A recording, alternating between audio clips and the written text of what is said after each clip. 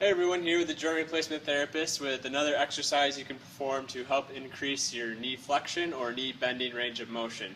So this one you're going to want a towel and a table or chair that you can sit on. So you want to sit on the edge of the table or chair, have a good amount of your thigh off the edge so that you don't run out of room when you're going to bend the knee. And then you can roll up the towel and put it right under your thigh to give it a little more stretch. If that's uncomfortable, you can start without the towel underneath the thigh, but this gives you a little bit more of that stretch and range of motion. So all you're going to do, sitting in this position, you're going to bend the knee back as far as you can comfortably. When you get to that sticking point, all you're going to do is use the other leg, push in to give yourself a little bit more of that knee flexion.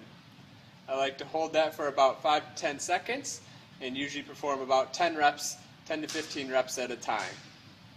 So again, you're going to go back as far as you can comfortably, and then you're going to use the other leg to push into a little bit more of range of motion.